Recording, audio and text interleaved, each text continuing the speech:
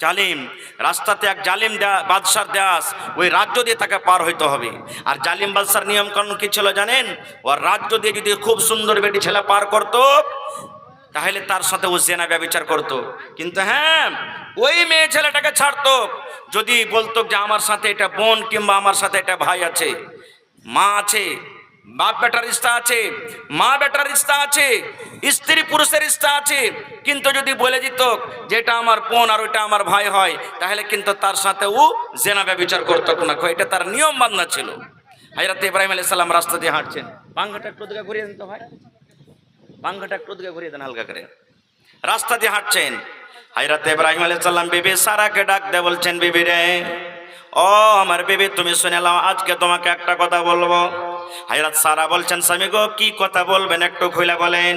হযরত ইব্রাহিম নবী বললেন, ও আমার বিবি সারা, এখন আমার একটা জালিম বাদশার রাজ্য দিয়ে পাস করবো, বিবিরে রাজ্য দিয়ে তার পাস করতে হবে। কিন্তু বিবিরে তুমি শোনো, তুমি হইলা আমার বিবি, আমি হলাম তোমার স্বামী। ওই বাদশার নিয়ম নীতি আছে, তার রাজ্য দিয়ে যত সুন্দর মেয়ে ছেলে পার করবে তার সাথেও জেনা ব্যভিচার করবে, তার সাথেও জেনা ব্যভিচার করবে, কুকর্ম করবে।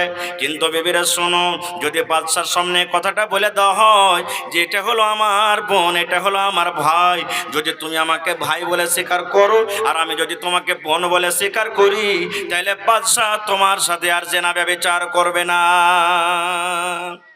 বলছে তাই না? তো হ্যাঁ। বলছে বিবি, আমাকে তুমি মিথ্যা বলিও না, আমাকে মিথ্যাকারীর মধ্যে তুমি ঘোষণা করিও না। আমাকে বাদশা যদি ডাকে আমি তোমাকে বোন বলবো আর তুমি আমাকে কিন্তু ভাই বলিও। বলছে ঠিক আছে। হাঁটতে আছেন, যখন তার রাজ্যের ভিতরে যখন ঢুকে গেছেন তারা দুজন, বাদশাকে খবর হয়ে গেল, ও বাদশা, আপনার রাজ্য দিয়ে একটা খুব সুন্দর যুবক আর তার সাথে একটা খুব সুন্দর বেটি ছেলে আসছে, পার করছে। বলছে যুবককে নিয়ে এসো ধরে। এবার হযরত ইব্রাহিম আলাইহিস সালামকে পেশ করা হলো বাদশার সামনে। হযরত বাদশা তখন বলছেন, তোমার নাম কি? বলছে আমার নাম ইব্রাহিম। বলছে তোমার সাথে ওইটা কে আছে? বলছে ওইটা আমার হলো আমার বোন। কিন্তু আসলে কে ওইটা? আসলে কে ওইটা? কথা বলেন না যে ভাই। ওটা হলো বিবি, ওটা হলো স্ত্রী। কিন্তু মান সম্মান বাঁচার জন্য বলছেন এটা হলো আমার বোন। এই মুসলমান শুনেলেন, যখন এই কথাটা বলা, বোন বলা সত্ত্বেও একটা উজিরকে ডাকতে বলছেন তার বোন, ওকে ডাকো। হযরত সারাকে সামনে পেশ করে দেওয়া হলো। বাদশা বলছেন, ও আল্লাহর বান্দি, তোমার নাম কি? বলছে আমার নাম হলো সারা। বলছে ওই যুবকটাকে? বলছে ওটা হলো আমার ভাই, কিন্তু আসলে ওটা স্বামী। এই কথাটা যখন বলে দেওয়া, হযরত সারা এত সুন্দর ছিলেন, এত সুন্দর ছিলেন, ওরে সুবহানাল্লাহ। আল্লাহর নবী বলেছেন, ভাই বোনের রিশতা বলা পরও বাদশার মন খানা মানলো না। এবার তার দিকে হাত বাড়িয়ে দিয়েছে তার সাথে জেনা ব্যভিচার করার জন্য। এই আমার মায়েরা, খালারা শুনেন, কেমন নেককার মানুষ ছিলেন হযরত সারা। এবার সারা বলছেন, বাদশা, তুমি আমার সাথে জেনা ব্যভিচার করবে, আমার সাথে তুমি কুকর্ম করবে, করিও, তোমাকে আমি রুখতে পারবো না, মানা করতে পারবো না। কিন্তু বাদশা, আমার একটা শর্ত আছে, আমাকে প্রথমে ওযু করে 2 রাকাত নামাজ পড়তে দাও। আমি 2 রাকাত নামাজ পড়বো, আর 2 রাকাত নামাজ পড়ার পর যদি তোমার ইচ্ছা লাগে তুমি আমার সাথে জেনা ব্যভিচার করিও। বাদশা আদেশ দিয়ে দিলেন, হ্যাঁ তুমি পড়ো। 2 রাকাত নামাজ পড়তে বা কত সময় লাগবে? হযরত সারা ওযু করলেন, ওযু করার পর নামাজে দাঁড় হয়ে গেলেন। এবার 2 রাকাত নামাজ পড়লেন। নামাজ পড়ার পর আল্লাহর দরবারে দুহাত তুলে দিলেন, মাবুদ রে, এই আল্লাহ, এখনকার মাদাদগার হইল আল্লাহ তুমি। এই আল্লাহ, তুমি মাদাদগার নেওয়ালা, সাহায্য নেওয়ালা। আল্লাহ, এ বাদশা থেকে রক্ষা যদি করতে পারো আল্লাহ তুমি করবে, তুমি ছাড়া কেউ করবে না। মাবুদ রে, আমি যদি তোমার সত্য বান্দি হই, যদি আমি তোমার নবীর স্ত্রীর যদি হই, এই আল্লাহ তুমি আজকে আমার হেফাজত করে নাও। কারণ আল্লাহ তুমি জানো, এ পাক পরওয়ারদিগার তুমি জানো, আমার লজ্জাস্থান, আমার শরমগাহ, আমার গোটা বডিটা আজ পর্যন্ত আল্লাহ তোমার নবী ছাড়া কেউ দেখেনি। আর ওরে শুধু হক আছে, ওরে শুধু হক আছে, ওই ছাড়া দুনিয়ার কোনো পুরুষ আমাকে দেখেনি। আল্লাহ, আজকে তুমি এই বাদশা থেকে আল্লাহ তুমি আমাকে রক্ষা করো। আল্লাহ, এই বাদশা থেকে তুমি আমাকে হেফাজত করে নাও। যেমন কথাটা বলা, ওরে সুবহানাল্লাহ, এই বাদশার হাত থরথর থরথর করে কাঁপতে কাঁপতে কাঁপতে কাঁপতে কাঁপতে হয়তো বাদশা বেহুঁশ হয়ে যাবে, কিংবা বাদশা জমিনে কাটতে লেগেছে। এই মতো দেখা পর আল্লাহু সামাদ বাদশাহ মা করে চিৎকার করে বলছে, সারা আর তোমার সাথে আমি জেনা ব্যভিচার করব না, আর তোমার সাথে আমি গুনাহ করব না। সারা তোমার আল্লাহর কাছে একটু দোয়া করো, আল্লাহ রাব্বুল আমিন যেন আমাকে আবার নিজের হালাতে করে নেন। এইবারে সারা মনে মনে চিন্তা ভাবনা করলেন, আল্লাহ আজকে যদি আমার সামনে বাদশা মরে যায়, আমার মাথাতে দাগ লেগে যাবে, আমার গায়ে দাগ লেগে যাবে, আল্লাহ তার মার্ডারে বদলাতে হয় তো আমাকে মার্ডার করে দেওয়া হবে। গোটা পৃথিবীর মানুষ বলবে, দেখো একটা ইব্রাহিম নবীর স্ত্রী সারা কিভাবে নিজের কিভাবে সে একটা বাদশাকে মার্ডার করে দিয়েছে, হত্যা করে দিয়েছে, এই দাগটা আমার কাছে লেগে যাবে।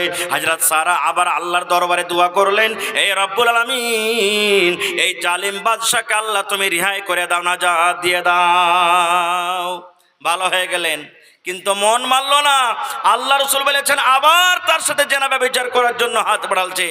আবার সে হাত কান থরথর করে কাঁপতে শুরু হয়েছে, মনে হয় জমিনে ধসে যাবে। আবার দোয়া করলেন, ভালো হয়ে গেল। দুইবার হলো, তৃতীয়বার হলো, আল্লাহুস সামাদ। তিনবারকার বেলাতে আবার বলছেন, সারা আর তোমার সাথে আমি কোনো ভুল কাজ করব না, জেনা ব্যভিচার করব না, তুমি আল্লাহর কাছে দোয়া করো যেন আল্লাহ আমাকে ভালো করে দেয়। এবার যখন ভালো হয়ে গেল, বাদশা উজিরকে ডাকে বলছে, এই হটো, কোন শয়তানকে নিয়ে এসেছো আমার কাছ থেকে, কোন জিনকে তুমি নিয়ে এসো আমার কাছে, হটাও একে এখান থেকে, এই শয়তানকে হটাও, এই জিনকে তুমি আমার কাছ থেকে হটাও। এবার ওখান থেকে বাড়ি থেকে বের করছে। বের করার সময়তে বাদশা বলছেন, এই দেখো আমার দাসী হাজেরা যে আছে, আমার দাসী হাজারা। কোনো কেতাবে বলছে যে না, ওইটা হলো বাদশার বেটি, আল্লাহু আলাম, যাই হোক। বলছে এই হাজারাকে দিয়ে দাও, সারার খিদমত করবে, এই সারাকে দিয়ে দাও, একটা তোহফা গিফট দিয়ে দাও, এই হাজারাকে দিয়ে দাও। হাজারাকে দিয়ে দিলেন। তাহলে স্ত্রী হলো সারা, আর হাজারা হলো একটা পরবেটি ছেলে। রাস্তা দিয়ে হাঁটছেন, এবার একটা পরবেটি ছেলের দিকে একটা পুরুষের জন্য দেখা হালাল না হারাম ভাই? জোরে বলেন, কথা বলেন না যে ভাই, হারাম, সবাই জানছেন। রাস্তা দিয়ে হাঁটছেন, এবার হযরত সারা ইব্রাহিম নবীকে বলছেন, স্বামী গো, আমি হলাম আপনার স্ত্রী, আমার কাছে থাকবেন, দেখবেন, কোনো ব্যাপার নাই, কিন্তু আমার সাথে একটা বেটি ছেলে আছে হাজেরা, হয়তো আপনার দিকে ও দেখবে, আপনি কখন তাকে দেখবেন, গুনাহ হয়ে যাবে, পাপ হয়ে যাবে। এবার সারা বলছেন, ও বোন হাজেরা, তুমি আমার স্বামীর সাথে বিয়ে করে নাও। আল্লাহ রাব্বুল আলামিন আমাদেরকে এখনো একটা সন্তান দান করেনি, আমার কোখে ভক্তে থেকে এখনো সন্তান হয়নি, হয়তো আল্লাহ রাব্বুল আলামিন তোমার কোখ থেকে একটা সন্তান দান করবেন। এই জন্য হাজেরা, তুমি আমার স্বামীর সাথে তুমি বিয়ে করে নাও। বিয়ে হয়ে গেল, থাকতে লাগলেন। একদিনকার ঘটনা, হযরত ইব্রাহিম আলাইহিস সালাম আল্লাহর দরবারে দু হাত তুলে দিলেন, আর দোয়া করছেন, রব্বে হাবলি মিনাস সালিহিন। ৮০-৮৫ বছর ইব্রাহিম নবীর বয়স হয়ে গেছে, মাথার চুল গলা পেকে গেছে, আহারের শরীরটা কমজোর হয়ে গেছে। এরকম বয়সে আল্লাহর দরবারে দোয়া করছে, মাবুদ আমি দুনিয়া থেকে চলে যাব, আমার বাড়ির মালিক কে হবে, আমার জমি জায়গার মালিক কে হবে, আমার ওয়ারিস কে হবে? আল্লাহ এখন পর্যন্ত আমার ওয়ারিস হয়নি। আল্লাহ তোমার দরবারে আমি তোমার বন্ধু, তোমার দোষ দোয়া করি, আল্লাহ তুমি আমাকে একটা নেক সন্তান দান করো, আল্লাহ একটা তুমি আমাকে সলে সন্তান আল্লাহ দান করো। এত বয়সে ৮০-৮৫-৯০ বছর বয়স, এরকম বয়সে দোয়া করছেন, আল্লাহ তুমি আমাকে একটা নেক সন্তান দাও। কিন্তু ইব্রাহিম নবী কথা বললেন না, আল্লাহ ঠোঁট কটা হয় তা চলবে, লাখ মোচা হয় তা চলবে, পা ভাঙ্গা হয় তাও চলবে, কালো হয় তাও চলবে, ঠোঁট মোটা হয় তাও চলবে, আয় আল্লাহ তুমি আমাকে একটা সন্তান দাও। এরকম দোয়া করলেন না। যেমন আজকে আমার মায়েরা দোয়া করবেন, ১০ বছর ১৫ বছর বয়স হয়ে গেল, বিয়ে হয়ে গেল, এখনো সন্তান হয়নি, কত পীর বাবার কাছে যাবে, কত মাজারে যাবে, কত চাদর ছড়াবে, কত মুরগা ভাত জবাই করবে, আর আঁচল পেতে পেতে আল্লাহ কাছে দোয়া করবে, রব্বুল আলামিন একটা তুমি আমাকে বেটা কিংবা বেটি দাও। আল্লাহ যদি পা ভাঙ্গা হয় তা চলবে, কালো হয় তাও চলবে, ঠোঁট মোটা হয় তা চলবে, আল্লাহ তুমি আমাকে একটা সন্তান দাও, যেভাবে তোমার ইচ্ছা তুমি আমাকে সন্তান দান করো। না গে মা, এরকম ভাবে দোয়া করতে হবে না গে মা, না রে ভাই, এরকম দোয়া করতে হবে না। আল্লাহর কাছে যখন আপনি চাইবেন, আল্লাহ রাসূল বলেছেন তুমি ভালো জিনিস আল্লাহর কাছে চাও, ভালো জিনিস তুমি আল্লাহর কাছে চাও। কারণ তুমি যদি খারাপ জিনিস আল্লাহর কাছে চাইবে, খারাপ জিনিস যদি আল্লাহ দিতে পারে, তাহলে ওই আল্লাহ তুমি ভালো জিনিস চাও পার কেন ভালো জিনিস দিতে পারবে না। এই জন্য যখনই আল্লাহর দরবারে তুমি চাইবে, ভালো জিনিস চাও, খায়ের যা হোক, হযরত ইব্রাহিম নবী দোয়া করলেন, আল্লাহ তুমি আমাকে একটা নেককার সন্তান দান করো। আল্লাহ রাব্বুল আলামিন খুশখবরি দিয়ে দিলেন, ফাবাশশারনাহু বিগুলামিন হালিম। আল্লাহ বলেন, ইব্রাহিম তোমার দোয়া আমি কবুল করলাম, যাও তোমাকে একটা সন্তান দিলাম। কেমন সন্তান? সন্তান চালাক চতুর সন্তান হবে। আরে নেককার তো হবে হবে, তার সাথে চতুর চালাক হবে। কিছুদিন পর আল্লাহ আদেশ করছেন, আল্লাহর পরীক্ষা দেখেন ভাই, কয়েক জায়গাতে আল্লাহ তাবারাক ওয়া তাআলা ইব্রাহিম নবীকে পরীক্ষা করেছেন, তার মধ্যে একটা এটা পরীক্ষা। আল্লাহ বলছেন, ইব্রাহিম তোমার স্ত্রী হাজারাকে আর তোমার কলিজার টুকরা ইসমাইলকে, যে ইসমাইল এখনো মায়ের দুধ পান করে, ওকে বাড়িতে তোমাকে রাখতে হবে না, তুমি তাকে বনে রেখে এসো। কেমন বনে রেখে এসো? যেখানে কোনো গা নাই, যেখানে কোনো বাড়ি নাই, যেখানে কোনো ঘর নাই, যেখানে কোনো পানি নাই, যেখানে কোনো নদী নালা নাই, যেখানে কোনো বাড়ি নাই, ঘর নাই, পানি নাই, এরকম জায়গাতে তুমি রেখে এসো। ওই জায়গাটা কোথায় আছে? আজকে হাজী সাহেবেরা হজ করতে গেছেন মক্কাতে রে বন্ধু, যেখানে এখন কাবা শরীফ আছে, তখন কিন্তু কাবা শরীফ ছিল না। তখন কাবা শরীফ ভেঙে জমিনে বরাবর হয়েছিল। তখন কাবা শরীফের কোনো নাম নিশান ছিল না। কাবা শরীফ কোন জায়গাতে আছে তখন কিন্তু চেনা যাচ্ছিল না। আল্লাহ রাব্বুল আমিন বললেন, ইব্রাহিম যাও যাও, এমন জায়গাতে তোমার স্ত্রীকে রাখবি, তোমার বিবিকে রাখবি, যেখানে কোনো বাড়ি নাই, যেখানে কোনো ঘর নাই, যেখানে কোনো মানুষ নাই, যেখানে কোনো পানি নাই, এরকম জায়গাতে রাখবে। সাথে সাথে আল্লাহ অর্ডার করলেন, ইব্রাহিম তুমি শুনে নাও, তোমার বাচ্চাকে এবং তোমার বিবিকে যখন ওখানে তুমি ছাড়বে, ছাড়ার সাথে সাথে যতই তোমার স্ত্রী তোমাকে পিছন থেকে ডাক দিবে, খবরদার খবরদার তুমি পিছন দিকে কিন্তু ঘুরে দেখবে না। নারে তাকবীর! হয়নি, হবে না, হতে পারে না, আমার নবীর সাথে কারো তুলনা। হয়নি, হবে না, হতে পারে না, আমার নবীর সাথে কারো তুলনা। হায়রে তুলনা তো দূরের কথা, ছায়াও মিলে না। হয়নি, হবে না, হতে পারে না, আমার নবীর সাথে কারো তুলনা। হয়নি, হবে না, হতে পারে না, আমার নবীর সাথে কারো তুলনা। সকল নবী রাসূল ছিলেন খোদার দিবানা, দু নয়নে দেখব খোদা ছিল তামান্না। আরে মোর নবীকে ডেকে নিলেন, আরে মোর নবীকে ডেকে নিলেন, দেখবে রব্বানা। হয়নি, হবে না, হতে পারে না, আমার নবীর সাথে কারো তুলনা। হয়নি, হবে না, হতে পারে না, আমার নবীর সাথে কারো তুলনা। ইউসুফকে দেখে যারা আঙ্গুল কেটেছে, তারাকে আমার নবীর রূপ দেখেছে। ইউসুফকে দেখে যারা আঙ্গুল কেটেছে, তারা কি আমার নবীর রূপ দেখেছে? আর দেখতো যদি কেটে দিত, আর দেখতো যদি কেটে দিত কলিজা খানা।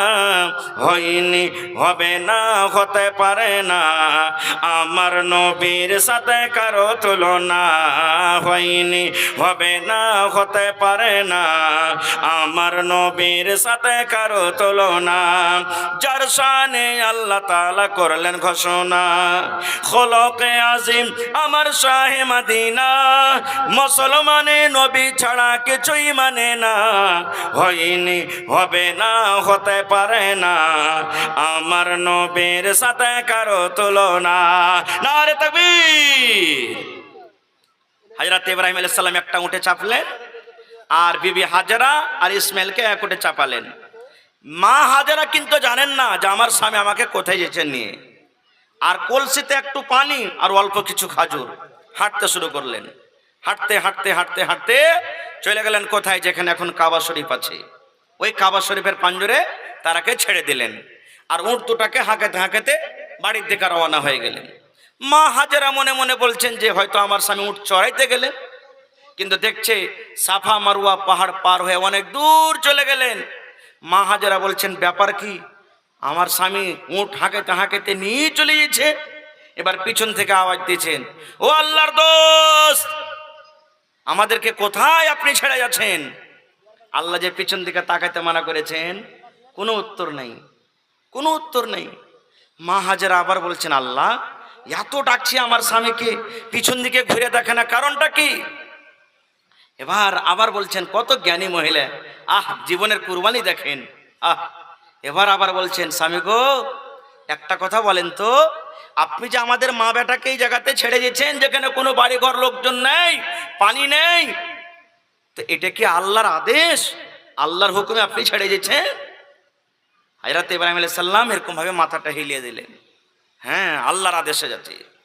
এ আমার মায়েরা খালারা, এবারে বিবি হাজারা কি বলছেন দেখেন, বলছেন স্বামী গো চলে যান চলে যান, আপনাকে আর রুকবো না, আর আপনাকে ডাক দেব না, বাধা দেব না। ও ইব্রাহিম আমার স্বামী, চলে যান, আমাদের মা বেটাকে ছেড়ে আর আপনাকে বাধা দেব না স্বামী গো। আল্লাহর আদেশে যখন আমাদেরকে ছেড়ে যাচ্ছেন, আল্লাহ রাব্বুল আমিনের পরে তাওয়াক্কুল আছে, ভরসা আছে। আল্লাহ রাব্বুল আমিন আমাদের মা বেটাকে আল্লাহ হালাক বরবাদ করবেন না, আল্লাহ রাব্বুল আমিন আমাদের মা বেটার হেফাজত করবেন। চলে যান, আর আপনাকে ডাকবো না খো। এখানে মেলায় কথা লুকিয়ে আছে ভাই। ওখান থেকে দৌড়াইতে দৌড়াইতে আসছে, যদি কলসিতে যেখানটা পানি ছিল শেষ হয়ে গেল, পানি নেই, কি পানি পান করবে? আল্লাহুস সামাদ, ইসমাইল কাঁদছে, পানি পান করার জন্য কাঁদছে, ছোট বাচ্চা, তাকে শুতিয়ে দিলেন আর পানির তলাশে চলে গেলেন বিবি হাজারা। সাফা মারুয়া পাহাড় দুটো আছে, একটা সাফা একটা মারুয়া, কাবা শরীফের পাঞ্জরে। যারা হজ করে এসছেন, হাজি সাহেব দেখেছেন, এখনো যারা হজ করতে গেছেন তাকে 7 চক্কর তাওয়াফ করতে হবে। সাফা পাহাড়ের পরে চলে গেলেন, দেখি কোনো জায়গাতে পানি টানি দেখা যায় কিনা, পানি দেখতে পাওয়া গেল না। আবার সাফা থেকে নেমে দৌড়াতে দৌড়াতে মারুয়া চলে গেলেন, মারুয়ার পাহাড়ে চেপে দেখছেন কোনো জায়গাতে পানি পাওয়া যায় না। এই করে করে 7 বার দৌড়ালেন। আল্লাহ রসুল বলেছেন, সাফা একবার গেলেন, সাফা থেকে মারুয়া, মারুয়া থেকে সাফা, আবার সাফা থেকে মারুয়া, সাফা থেকে মারুয়া, এই করে করে 7 বার দৌড়াদৌড়ি করলেন। ওরে সুবহানাল্লাহ। তারপরে মধ্যখানে ঘটনা আছে, জমজমের কুয়া বের হলো আল্লাহ রাব্বুল আলামিনের আদেশে। জমজমের কুয়া বের হয়ে গেল। আল্লাহ রাব্বুল আলামিন বিবি হাজারার আমলটাকে এত আল্লাহ ভালোবাসলেন, এত আল্লাহ ভালোবাসলেন, আল্লাহ রাব্বুল আলামিন এলান করলেন, দুনিয়ার হাজিরে তোমরা শুনে নাও, আমার বান্দে এই যে বিবি হাজারা পানি পান করার জন্য যেমন সাফা মারওয়ারে 7 বার দৌড়াদৌড়ি করেছে, হাজি তোমরা শোনো, যখন তোমরা মক্কাতে আমার ঘর জিয়ারত করতে যাবে, হজ করতে যাবে, ওই বিবি হাজারার মতো সাফা থেকে মারওয়া তোমাদেরকে 7 বার তওয়াফ করতে হবে, 7 বার তোমাকে সাই করতে হবে, দৌড়াতে হবে। আল্লাহ হজের মধ্যে ওই আমলটাকে ঢুকিয়ে দিলেন। আল্লাহুস সামাদ। এবারে খারজা হোক, থাকতে লাগলেন, বাড়ি ঘর কিছু আর অবস্থা গেল। আমি ঘটনার দিকে যাব না, সময় খুব শর্ট। এবারে আল্লাহ তাবারাক ওয়া তাআলা একদিন ইব্রাহিম নবীকে স্বপ্ন দেখেছেন। কত বড় পরীক্ষা দেখেন এবেকার। এক পরীক্ষা হলো 80-85 বছর বয়সে, মাঝে মাঝে আরো পরীক্ষা হইতে আছে, একবার আগুনে ফেললেন, এক পরীক্ষা, এরকম ভাবে বিভিন্ন রকমের পরীক্ষা। এবার যেটা পরীক্ষা করছেন, কেমন পরীক্ষা দেখেন।